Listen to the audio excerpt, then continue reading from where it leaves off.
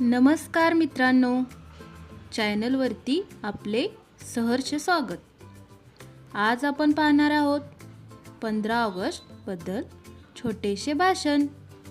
आणि हो, चॅनलला नक्की सबस्क्राइब करा। चला तर सुरुवात करूया। 15 ऑगस्ट भाषण।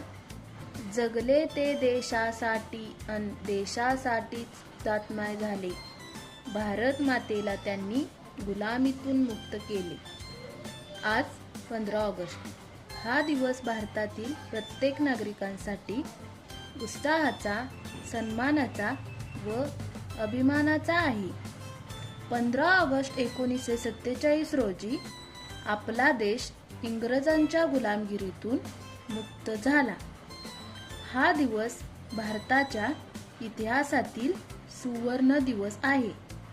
आपल्या देशाला स्वातंत्र्य मिळवून देण्यासाठी अनेक स्वातंत्र्यवीरांनी बलिदान दिले। महात्मा गांधी, पंडित नेहरू, लोकमान्य टिळक, भगत सिंग, राजगुरू, सुखदेव, राणी लक्ष्मीबाई अशा अनेक क्रांतिकारकांनी आपले प्राण पणाला लावले।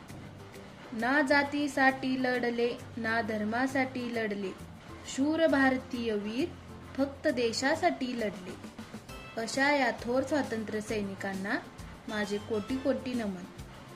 स्वातंत्र्यानंतर भारताने खूप प्रगती केली आहे, परंतु तरीही आपल्या देशात बऱ्याच समस्या आहेत। त्यावर देशातली आपण सर्वांनी एकत्र येऊन मात करूया।